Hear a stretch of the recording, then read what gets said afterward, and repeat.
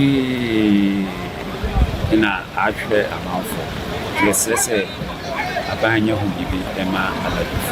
impact extended to car price, where hotels, homes, chapels and motorcycle shops were flooded. Here, the 4-lane dual carriage road was completely submerged, bringing vehicular movement to a halt. Commuters who were stranded midway through their journeys abandoned vehicles and continued on foot. But due to the strong currents, communal rescue teams had to intervene. More than 200 people were rescued. Several homes in Aveno were also flooded, leaving hundreds displaced.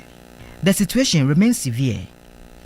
Later, personnel from the Ghana National Fire Service and NADMO joined the communal rescue teams to support the evacuation efforts. At the Kwame Nkrumah Circle Enclave, traders, motorists and shop owners counted their losses as the area was also affected. The pedestrian shopping mall area stretching to the Donna Market was submerged following the overflow of the Odor River. While residents battled the flood situation, fire also swept through shops containing rubber products at the Odona Market. For hours, the fire spread to other parts of the market as firefighters struggled to access the area due to the floodwaters.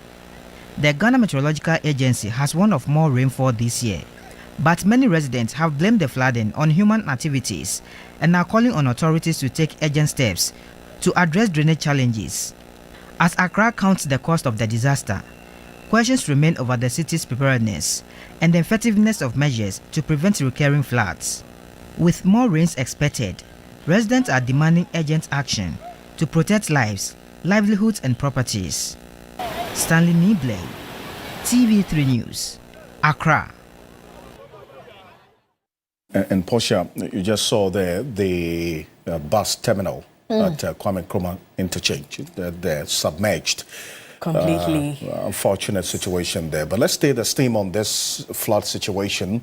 Earlier today, we're just getting information that President Mahama also had an aerial tour of the Greater Accra region to assess the flood situation. We're going to bring you that shortly. This is coming from the presidency right now. But my colleague Joseph Armstrong was earlier at the Kwame Nkrumah Circle here in Accra, where officials from the armed forces and the Korle Municipal Assembly were on hand to rescue persons trapped following the floods. This is the same picture we saw some years back. Fortunately for us this time around, there's not a filling station here and there's no mixture of fuel in the water, which is why we can walk in it freely without any concern. But if you can see from where I stand, the floods. This is the same picture we saw some years back.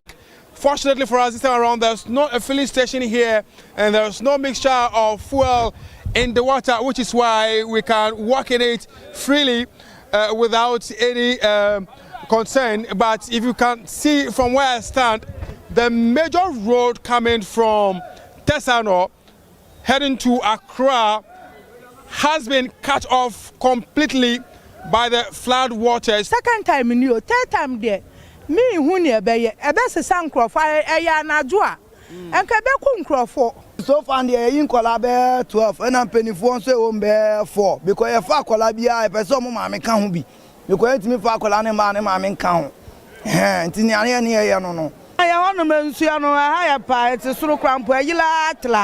And the SCA him the boat to me at the Abedra say intimate crantino. About no more pa. One say, Bibia mention now me that Sammy Molly, Bibia cut the come about broom or the cobalt mother. And China over do if you answer. I'll be my tongue, but he said, I was here, Michelle, Ulunka, and cut and China more than better to the meaning I am a cat. We have to help ourselves before the government. We have been very disobedient. That's why we are experiencing all those things. Are we ready for this year's rainy season? You all said this year, inshallah, there will be no flooding, but here we are, unfortunately. Tell us what went wrong. In fact, we never said there wouldn't be flooding. We said we are trying to mitigate the flooding. And for this particular flood, we all realized that the rain started falling right deep into the evening, around 10 p.m.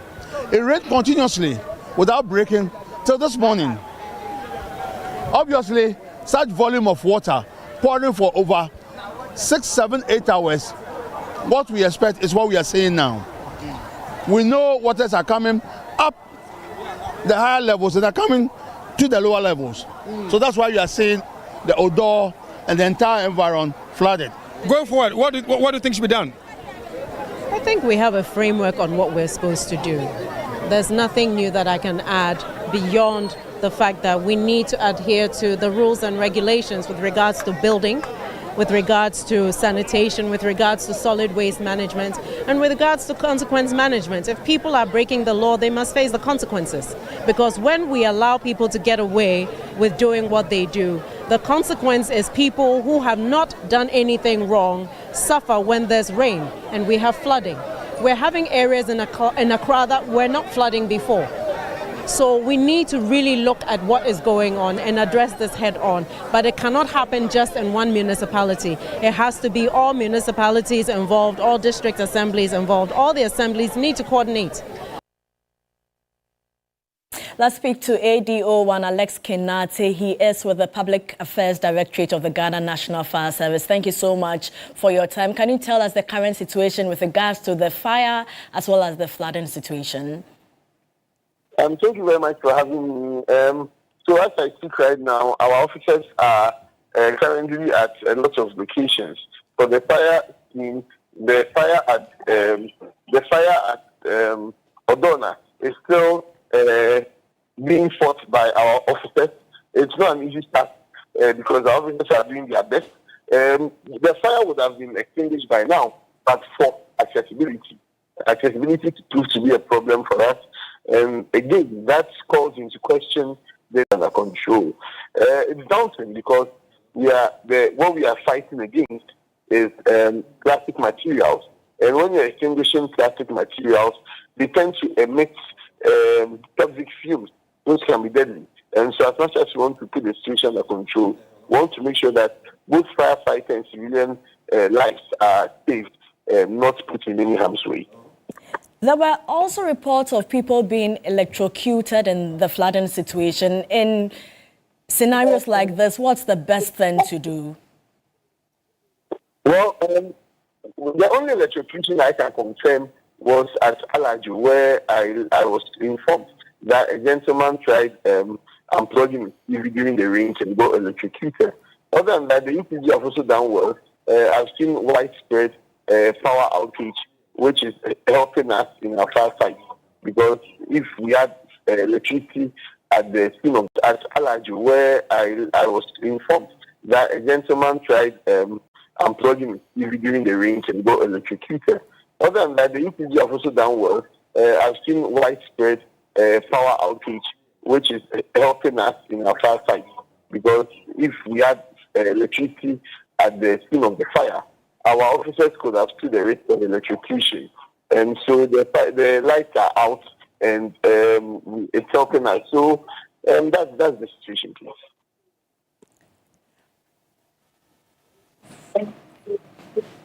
Hello. Yes, thank you so much for your time. ADO1 Alex Kenate, Assistant Divisional Officer of the Ghana National Fire Service. Thank you so much for your time. And the extent of devastation we're seeing as a result of the floods is one that's troubling. In fact, we're keeping the steam on this. The government, we understand, has intensified emergency response mechanisms and efforts following days of heavy rainfall that triggered widespread flooding across Accra, Tema, and surrounding communities. Now, in areas to assess the extent of the damage and evaluate proposed solutions. The minister